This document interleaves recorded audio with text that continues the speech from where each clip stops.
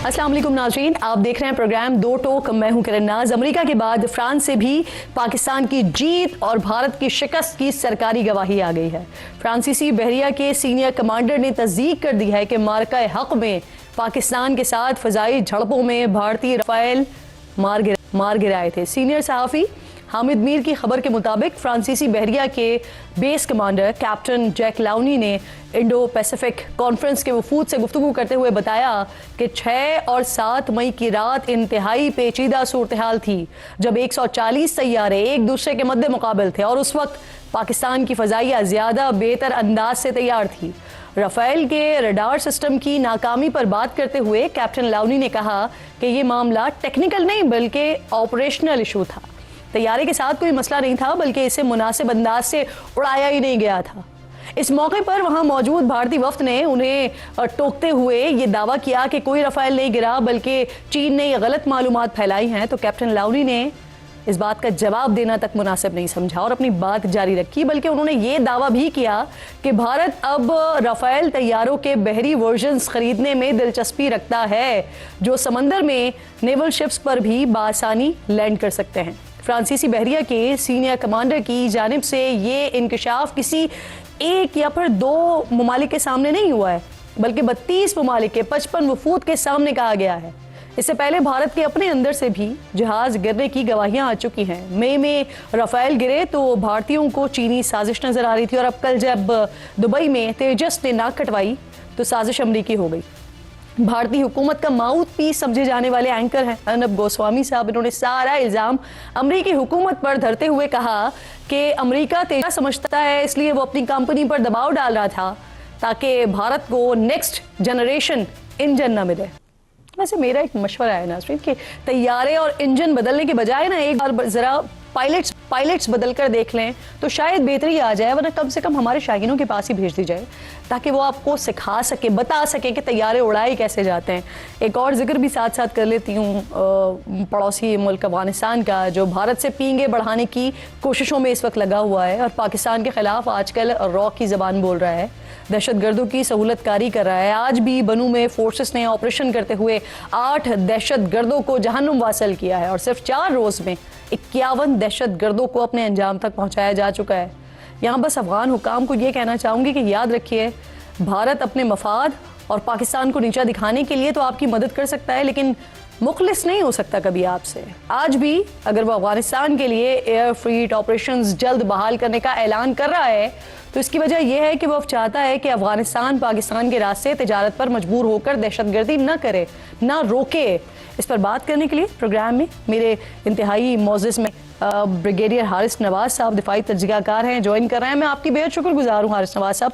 सबसे पहले तो ये वाली सिचुएशन कि अमरीकी सदर डोनाल्ड ट्रंप, फिर अमरीकी कांग्रेस की रिपोर्ट और अब फ्रांसीसी बहरिया के कमांडर की गवाही, और वो भी 1 2 3 4 नहीं बल्कि पूरे 32 ममालिक के सामने, यकीनी तौर पर ये सब अपने मुल्कों में जाकर इस सारी सिचुएशन को रिपोर्ट करेंगे, बताएंगे। कितनी बड़ी कामयाबी आप देख रहे हैं ये पाकिस्तान के लिए भी एब्सोल्युटली, और भारत के लिए आप कितनी बड़ी नाकामी और कितना बड़ा नुकसान और क्या मुस्तकबिल आप देख रहे हैं?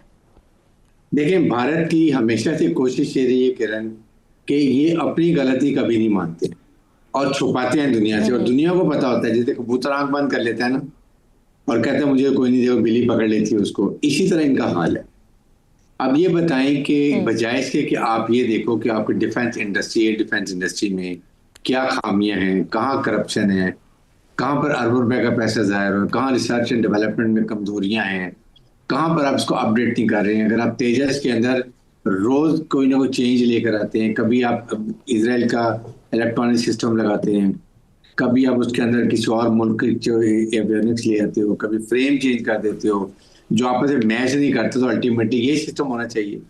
और फिर उसके बाद आप जब आप जाते हैं एयर शो में, तो आप अपने मुल्क का सबसे बेहतरीन जहाज विद 100% टेक्नोलॉजी और मेंटेनेंस के से अच्छा ट्रायल और ट्रेन पायलट लेके जाते हैं, और अगर वहां जाके वो मुजाहरा करते हुए गिर जाता है तो आप बताइए आपकी मार्केटिंग कहाँ गई? Who will buy? इंडोनेशिया ने, फिलीपीन ने, ये सारे ममालिक जब ये कॉन्ट्रैक्ट कैंसिल करके दे, लेकिन टुवर्ड्स पाकिस्तान, क्योंकि हमारे एयर चीफ से हमारे हमसाया मुल्क ने बहुत बड़ा कॉन्ट्रैक्ट किया J-17 का, और ममालिक ने, डिफेंस मिनिस्टर ने, जी डिफेंस चीफ ने आके इतने MOU साइन किए हैं। This is a G difference. और हमने ठीक 5 से 10 साल में जी सर, जो 200 हमारी परवाज इस शो में रही और इसके बाद जो इंसेंटिव्स हैं वो बिल्कुल आप बता रहे हैं, लेकिन उसके साथ साथ हामिद मीर साहब भी, क्योंकि वो वहां पर मौजूद हैं इस कॉन्फ्रेंस में, उन्होंने ये भी रिपोर्ट किया कि अब जो है भारत दिलचस्पी रखता है कि जो राफेल के जो बैरी वर्जन्स हैं वो खरीदे जाएं। तो अब सर एक तो मुझे ये बताइएगा कि ये जो वर्जन्स हैं जो जहाज पे, समुद्री जहाज पे लैंड कर जाते हैं, ये नॉर्मल से कितने मुख्तलिफ होते हैं? और दूसरा अहम सवाल ये कि जो ऑलरेडी राफेल गिरा कर इतनी बेइज्जती करवाई है इन्होंने फ्रांसीसी कंपनी की, तो फ्रांस इस चीज में दिलचस्पी रखेगा कि अब बहरी वर्जन्स भी बेचे इनको?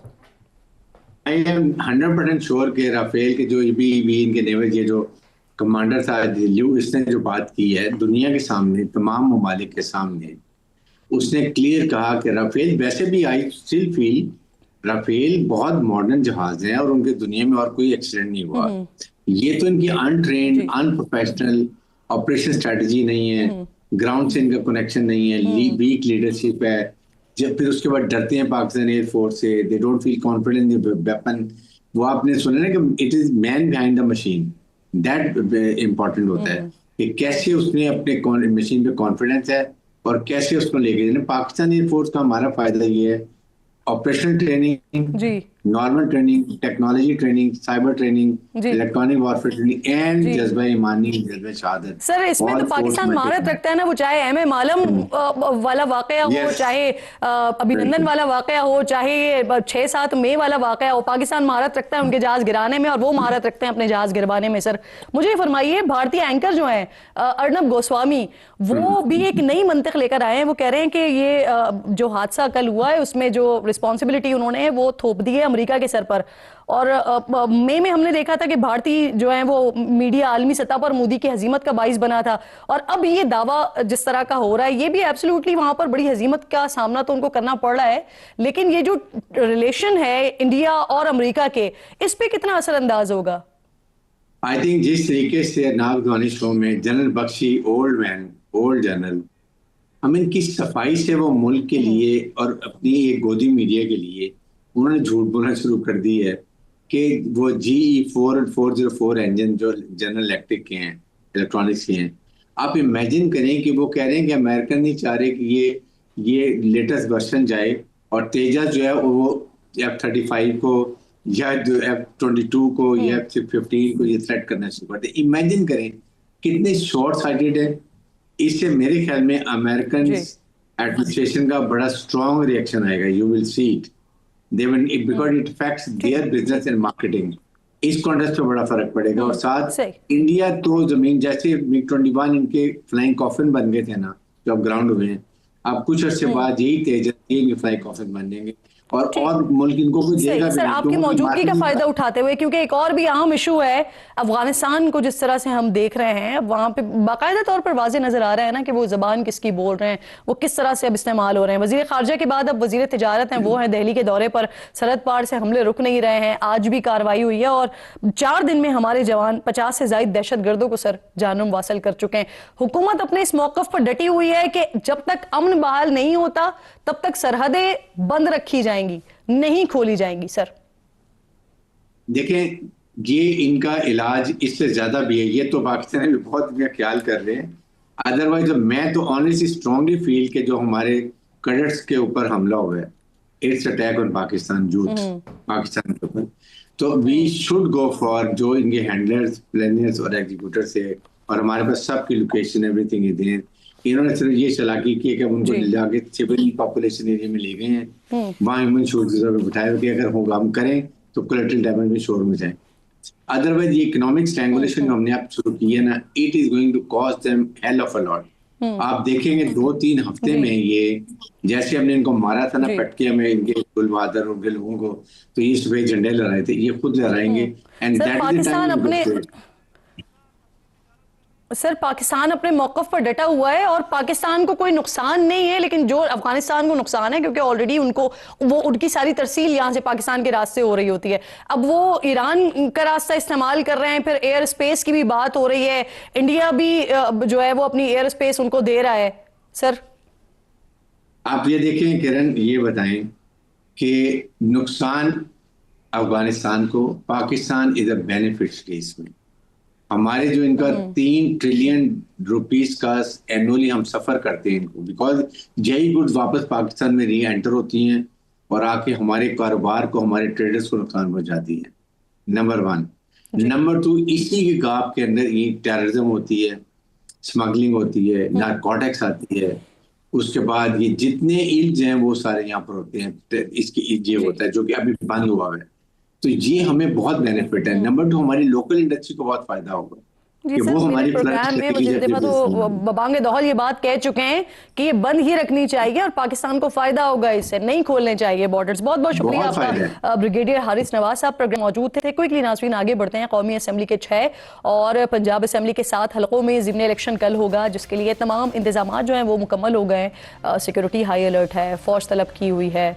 इसमें जो सबसे तगड़ा मुकाबला है वो NA 18 हरीपुर में होगा, जहां से पाकिस्तान तहरीक इंसाफ की हिमायत याफ्ता साबिक अपोजिशन लीडर उमर अयूब की अहलिया शहरनाज मैदान में हैं, जिनका मुकाबला साबिक रुकने कौमी असम्बली बाबर नवाज खान से होगा। इस हलके में 2024 के इलेक्शन में उमर अयूब ने 80,000 से जायद वोट्स की लीड के साथ बाबर नवाज को शिकस्त दी थी। NA 96 फैसलाबाद में वज़ीर मुमलिकत तलाल चौधरी के भाई बिलाल बदर मैदान में हैं, जिनका मुकाबला अपनी ही पार्टी के नवाब शेर वसीर से है, जो आज़ाद हैसियत में ये इलेक्शन लड़ रहे हैं। पिछले इलेक्शन में इस हलके से PTI के हिमायत याफ्ता राय हैदर अली तकरीबन 42,000 वोट्स की लीड के साथ कामयाब हुए थे, लेकिन इस बार PTI ने इस इलेक्शन के बॉयकॉट का ऐलान किया हुआ है। पंजाब का दूसरा हलका है NA 104। यहाँ से नून लीग के राजा दानियाल और आज़ाद उम्मीदवार राना अदनान आमने सामने हैं। 2024 इलेक्शन में इस हलके से PTI के हिमायत याफ्ता साहबजादा हामिद रजा 36,000 से जायद की बढ़तरी के साथ फाते रहे थे। यहाँ भी PTI ने इलेक्शन का बॉयकॉट किया है। लाहौर का हलका है NA 129। यहाँ नून लीग के हाफिज नौमान का मुकाबला तहरीक इंसाफ के हिमायत याफ्ता अरसलान अहमद से होगा। 2024 इलेक्शन में यहाँ से मियाँ मोहम्मद अजहर 32,000 से जायद वोट्स की बढ़तरी के साथ जीते थे। NA 143 साहिवाल, यहाँ नून लीग के तुफैल जट का आज़ाद उम्मीदवार जरार अकबर चौधरी से मुकाबला होगा। 2024 इलेक्शन में यहाँ से राय हसन नवाज खान 63,000 से जायद वोट्स की बढ़तरी के साथ जीते थे। NA 185 यहाँ पर बड़ा दिलचस्प मुकाबला है। यहाँ विफाक की इत्तेहादी 2 बड़ी जमातें हैं, मुस्लिम लीग नून और पीपल्स पार्टी, ये दोनों ही आमने सामने हैं। यहाँ नून लीग ने सरदार कादिर को मैदान में उतारा है, जबकि पीपल्स पार्टी की जानिब से साबिक वज़ीर आला पंजाब दोस्त मोहम्मद खोसा उनका मुकाबला कर रहे हैं। 2024 के इलेक्शन में यहाँ से साबिक वज़ीर मुमलिकत जरताज गुल तकरीबन 33,000 वोट्स की बढ़तरी के साथ फातेह ठहरी थी। कौमी असम्बली के 6 हलकों के साथ साथ पंजाब असम्बली के भी 7 हलकों में ज़िमनी इलेक्शन हो रहा है, जिसमें सरगोदा का हलका PP 73 है, फैसलाबाद के 3 हलके PP 98, PP 115 और PP 116 है। साहिवाल का हलका PP 203, मुजफ्फरगढ़ का PP 269 और मियांवाली का हलका PP 87 शामिल है। सिचुएशन क्या होने जा रही है, कल बात करने के लिए प्रोग्राम में मेरे मेहमानों में हुज़ैफा रहमान साहब वज़ीर मुमलिकत हैं, प्रोग्राम में मेरे साथ मौजूद हैं। आपको खुशामदीद कहूँगी। इंजीनियर ज़िया रहमान साहब जमीयत उलमा इस्लाम से आपका ताल्लुक़ है, मेरे इंतहाई मौजूद मेहमान हैं, मुझे ज्वाइन कर रहे हैं, और नईम हैदर पंजोता साहब प्रोग्राम में मेरे साथ मौजूद हैं। आप तीनों मौजूद मेहमानों की मैं शुक्रगुजार हूँ।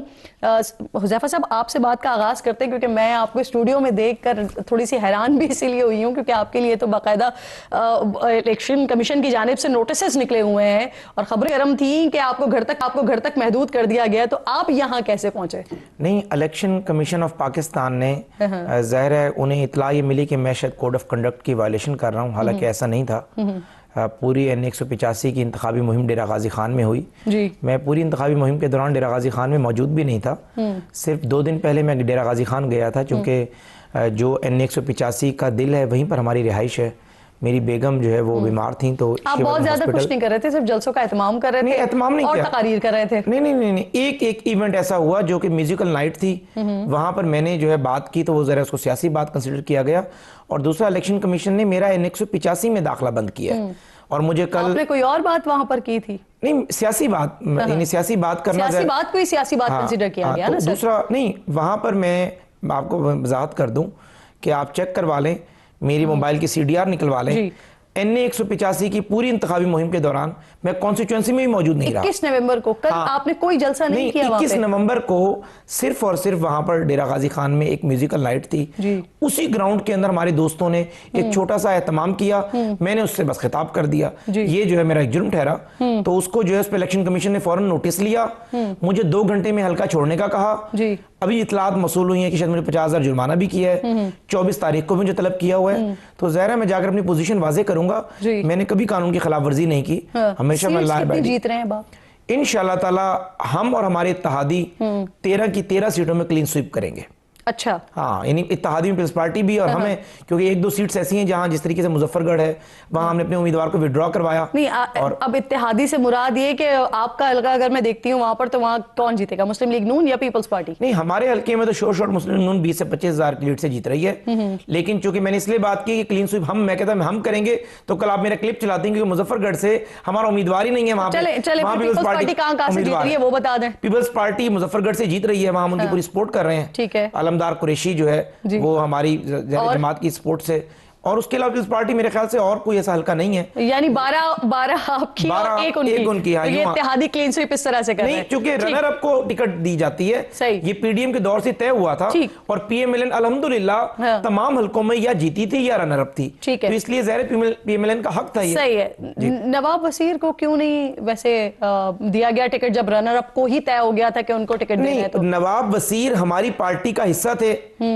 वजीर आजम साहब ने PDM हुकूमत के दौरान उनसे कमिट करके जी, और 2024 के इलेक्शन में हमने तलाल चौधरी जैसे अपने यानी स्टारवर्ड को नाराज किया, या यूं कहें कि टिकट नहीं दिया, और उनको इन्हें टिकट आप दिया। कह रहे हैं ना कि एक फॉर्मूला तय हो गया रनर अप का। नहीं, वही बता रहा हूं ना, मुझे बात तो करने दें मुकम्मल। मैं भी आपके बात के सवाल का जवाब दूंगा, मिसअंडरस्टैंडिंग हो रही है। तो नवाब शेर वसीर को हमने टिकट दिया था जी, तो नवाब शेर वसीर हमारे नून लीग के थे। बिल्कुल आपकी बात सही है, वो रनर अप थे ना सर। नहीं, नून लीग के थे, तो नून लीग ने अब टिकट देना था ना, नून लीग ने अपने उम्मीदवार चेंज किया है। तो ये नहीं हुआ कि पीपल्स पार्टी के उम्मीदवार थे और हमने नून लीग के उम्मीदवार को खड़ा कर दिया वहां सही। अच्छा, ये दोनों पार्टीज के दरमियान था कि जो रनर अप होगा, यानी वो PMLN का हो या पीपल्स पार्टी का हो, अब बिल्कुल समझ आ गई बात। नईम साहब बहुत शुक्रिया, अस्सलाम वालेकुम सर। सबसे पहले ये फरमाइए, आप लोग सिर्फ 2 हल्कों में इस वक्त कॉन्टेस्ट कर रहे हैं, क्या सोच रहे हैं, क्या उम्मीदें हैं, निकाल लेंगे दोनों सीट्स?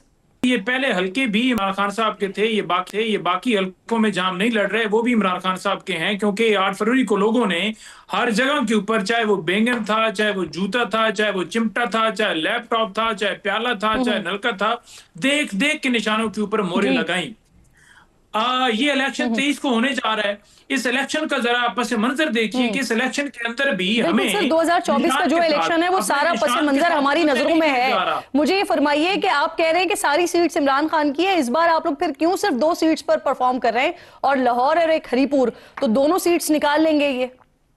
नहीं, देखिए, लाहौर जो है वो क्योंकि हमाद अजहर साहब के वालिद फौत हुए थे, इस वजह से उस सीट के ऊपर इलेक्शन लड़ा। बाकी जगहों के ऊपर इमरान खान साहब ने कहा कि हमने इलेक्शन इसलिए नहीं लड़ना क्योंकि जो सजाएं दी गई हमारे लोगों को, फैसलाबाद वहां ज़रताज गुल को दी गई है, यहाँ हामिद रजा साहब को दी गई है, तो हम सजाओं को नहीं मानते। उमर अयूब साहब को भी तो सजा हुई है। बिल्कुल, उमर अयूब साहब के हल्के के अंदर भी उन्होंने पहले यही कहा था कि वहां भी हमने नहीं देना, लेकिन बाद में मुशावरत हुई और उन्होंने अपना मौकफ उमर अयूब साहब ने भी दिया, खान साहब ने भी दिया, और फिर उस मौकफ के बाद डिसीजन ये हुआ कि इस हल्के की हद तक हम इलेक्शन लड़ेंगे। तो लिहाजा खान साहब की उसके अंदर तायद है, जिसकी वजह से फिर वो इलेक्शन के अंदर गए। हम कल गए हैं और उस जलसे के अंदर जाकर जो फाइनल जलसा था वहां हमने देखा, मैं खुद उसका आई विटनेस हूं कि जिस तरह लोग चार्ज थे, जिस तरह इमरान खान के नारे बुलंद कर रहे थे, लोगों की आंखों के अंदर दोनों सीट्स निकाल लेंगे, लाहौर और हरीपुर की दोनों सीट्स आप निकाल लेंगे। और मैं मुख्तलिफ जगहों पर गया और जगहों पर भी इमरान खान से मोहब्बत करने वाले लोग जो हैं वो बहुत बेपनाह मोहब्बत करते हैं, और उनकी वो मोहब्बत जो है वो नजर आ रही थी उनसे मुलाकात करके, उनसे मिलके, उनकी आंखों के अंदर, उनके नारों के अंदर, और सर मजीद आश्कार कल हो भी जाएगी ना, रिजल्ट्स के साथ भी मजीद आ जाएगी। बिल्कुल ठीक, बिल्कुल हो जाएगी, लेकिन इसमें जरूर ये बात करनी जरूरी है कि वहाँ उमर अयूब साहब के 2 निशान हैं। बिल्कुल ठीक, नहीं साहब, निशान है, मैं दोबारा यानी उमर अयूब साहब का निशान है दोबारा आपकी तरफ, ठीक है जी, केतली निशान है। मैं आती हूँ दोबारा आपकी तरफ, आप पूरी इलेक्शन में कर दीजिएगा, यहाँ पर बता दीजिएगा निशानात, मुझे सिर्फ मौका दीजिए, मैं जियाउर रहमान साहब से सवाल कर लूँ। समझते हैं कि आपका वोटर सर वैसे मुहिम का टाइम जो है ना खत्म हो गया, आपकी वजह से ना हमें ना नोटिस आ जाए सर। तो ये ना करें ना, मुहिम का टाइम खत्म हो गया है ना सर। अब वो निशानात वो सोशल मीडिया पर आ गए होंगे, लोगों को पता होगा। ज़िया रहमान साहब बहुत शुक्रिया, अस्सलाम वालेकुम सर। ये JUI क्यों गायब है इलेक्शन से? खैबर पख्तूनख्वा की अगर मैं स्पेसिफिकली बात करती हूँ तो वहां तो आपका खासा वोट बैंक भी है, तो फिर NA 18 पर क्यों कॉन्टेस्ट नहीं कर रहे हैं? क्यों आप इस पूरे ही प्रोसेस से 12, 13, 14 जितनी भी सीट्स हैं इससे आप गायब हैं सर? देखिए किरण, हमारा पहले दिन से एक बड़ा एक मौक़िफ़ रहा है, वाज़ेह और क्लियर मौक़िफ़ रहा है, और वो ये है कि 2018 का इलेक्शन हो या 2024 का इलेक्शन, चाहे 2018 के इलेक्शन थे तो भी कौम के लिए नाकाबिल कबूल थे, और अब 2024 के इलेक्शन हैं तो भी वो कौम के लिए नाकाबिल कबूल हैं।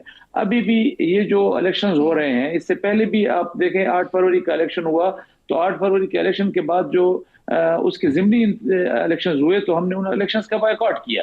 इसी बुनियाद पर किया कि हमें इन इलेक्शंस का जो है इलेक्शन कमीशन का भी एतबार नहीं है। इस मुदाखलत के बाद आप मुझे खुद बताइए कि इन इंतखाबात का नतीजा क्या रहेगा। अब आप देखें, ये भी एक अजीब सा तजाद है कि बाकी जगहों पर तो हमारे दोस्त जो हैं वो मुस्लिम लीग नून वाले वो खुश हो रहे हैं कि जी हमारा उम्मीदवार जो है वो बड़ा उसके साथ मार्जिन के साथ जीत रहा है, और बाकी दूसरी जगहों पर जो है वो PTI ने बायकॉट किया है, सिर्फ KP की हुकूमत की वजह से हरीपुर में वो इलेक्शन में हिस्सा ले रहे हैं। तो इसका मतलब ये है कि दोनों अतराफ से उनको ये मालूम है, हुकूमत को भी ये मालूम है कि ये इलेक्शन हमें कौन जितवा रहा है, और PTI को भी मालूम है कि हमें इलेक्शन कौन हरवा रहा है। एक जगह से उनको उम्मीद है वो हरीपुर की है, और वो समझते हैं कि हमारी हुकूमत है, शायद हम वहां से कामयाब हो जाए। लेकिन सर आप लोगों ने तो ग्राउंड ही छोड़ दिया ना, आपने भी छोड़ दिया, PTI ने भी छोड़ दिया सर। अभी आप लोग इदारों के ऊपर तनकीद कर रहे हैं सर, लेकिन इसी असेंबली ने जब वजीर आला का इंतखाब हो रहा था KP के असेंबली में, तो आप तो अदालत पहुंच गए थे लड़ने के लिए।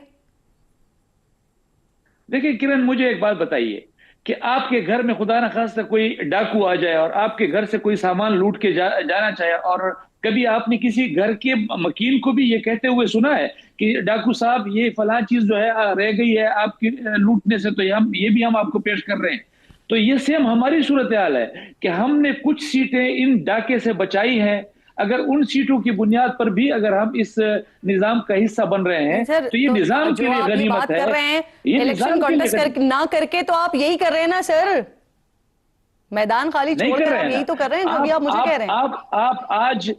आप आज हमें वो मैदान दीजिए जिसमें इलेक्शन कमीशन आजाद हो, हम आज भी हर सीट पर मुकाबला करने के लिए तैयार हैं। आपको सर आपको ये श्योरिटी वजीर आला के मामले में मिल गई थी क्या? नहीं, हमने तो उस वक्त भी कहा था, उम्मीदवार भी था, फिर आप अदालत में चले गए थे। एग्जैक्टली यही सूरत हाल है किरण। देखें 18 सूबाई असेंबली की सीटें हमारी सूबाई असेंबली में मौजूद थी, वो तो मौजूद थी ना, वो तो हमारा वोट था ना, वो तो हमारा आईनी हक था। तो हमने किसी और का वोट तो नहीं लिया, हमने अपने 18 वोट लेने थे, और उन 18 वोट के लिए हम अदालत में भी गए। आपको PTI को मैदान नहीं छोड़ना चाहिए था ना सर। अब तीनों मौजूद मेहमान मेरे साथ ही मौजूद हैं, मुझे एक ब्रेक लेना है। ब्रेक के बाद जब वापस आएंगे तो ऑपोजिशन लीडर, कई दिन हो गए खाली पड़ी हुई है नशस्त, लेकिन अभी तक ऑपोजिशन लीडर नहीं हो पा रहा है एक, क्यों नहीं करने दे रही है हुकूमत? बात करते हैं ब्रेक के बाद।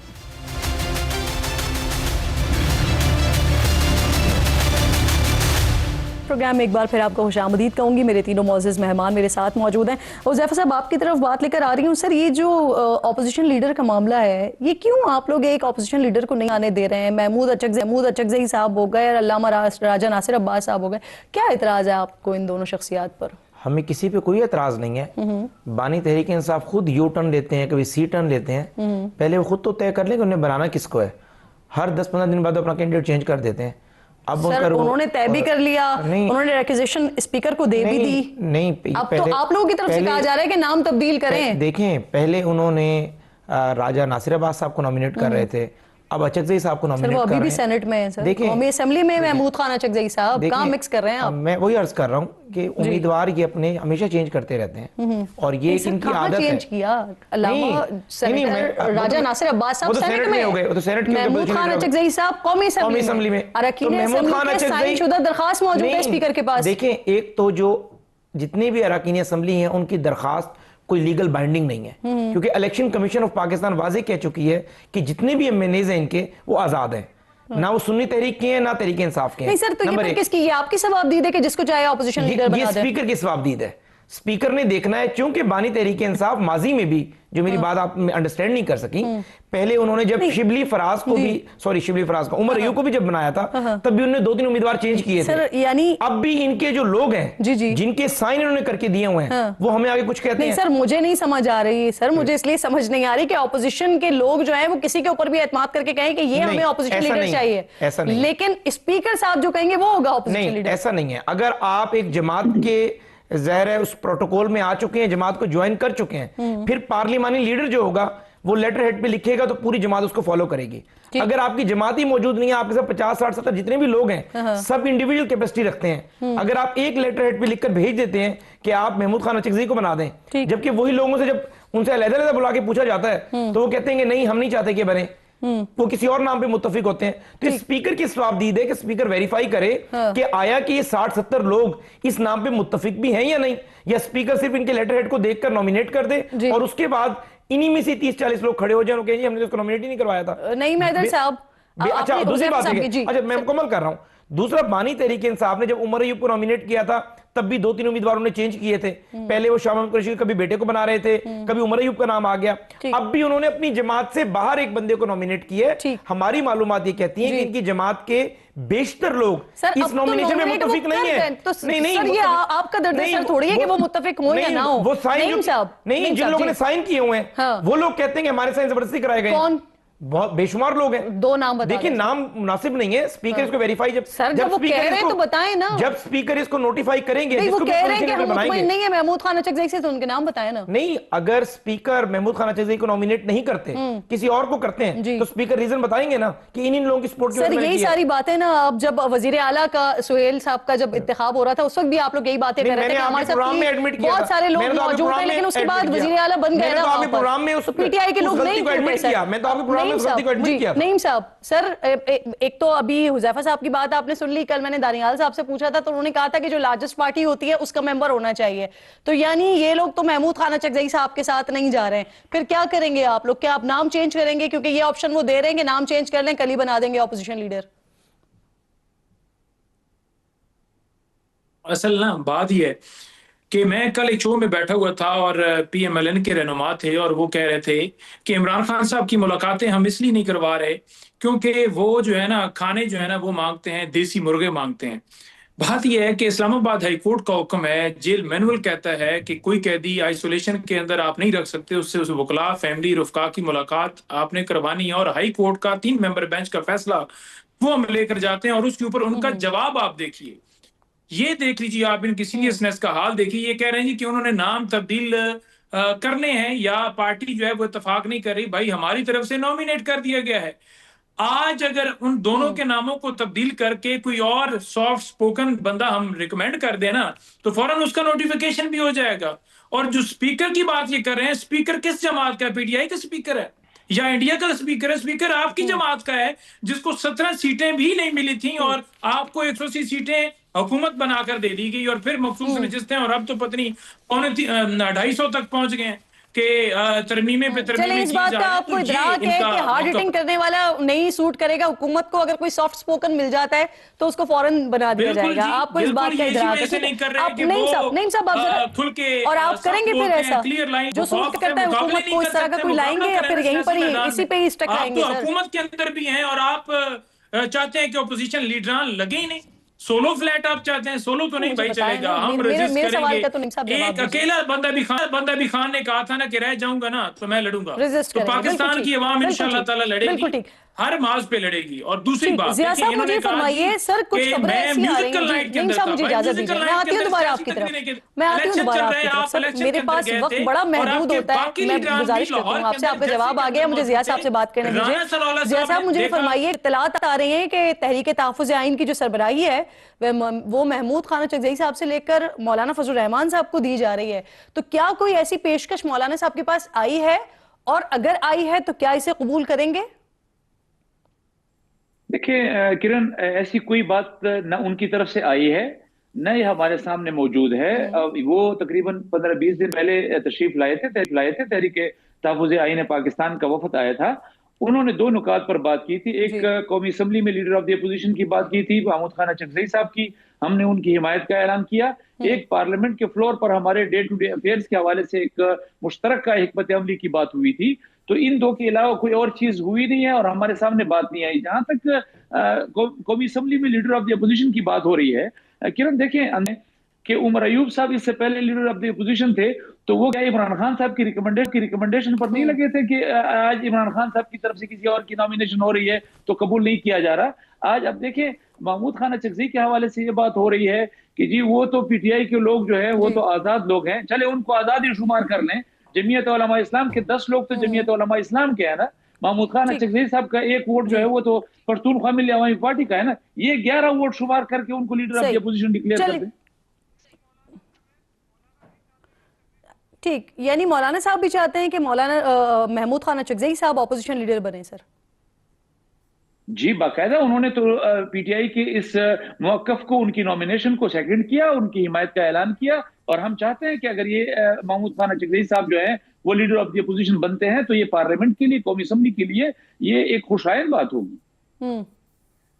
ठीक ठीक। अल्लामा राजा नासिर अब्बास साहब को भी आप सेनेट में सपोर्ट कर रहे हैं सर, ऑपोजिशन लीडर के? हमारे सामने उन्होंने महमूद खान साहब की हिमायत का वो रखा था और हमने उनकी हिमायत का ऐलान किया है। अगर उनकी तरफ से राजा नासिर अब्बास साहब के हवाले से भी कोई बात आएगी तो हमारी पार्टी उस पर भी मशवरा करेगी। सही, ठीक, बहुत बहुत शुक्रिया। मौजूद मेहमान प्रोग्राम में साथ मौजूद थे। एक छोटा सा ब्रेक लीजिए नाज़रीन, ब्रेक के बाद वापस आते हैं। तो एक बड़ी अहम मुलाकात हुई है न्यूयॉर्क के मेयर और अमेरिका के सदर के दरमियान, बात करेंगे ब्रेक के बाद।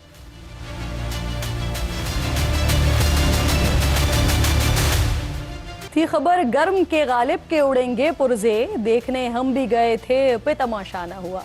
मिर्जा असदुल्ला गालिब का एक सदी पहले दिल्ली में कहा गया ये शेर आज वॉशिंगटन में होने वाली एक मुलाकात पर ऐसे ताज़ा हो गया है कि जैसे ये इसी मुलाकात के लिए कहा गया हो।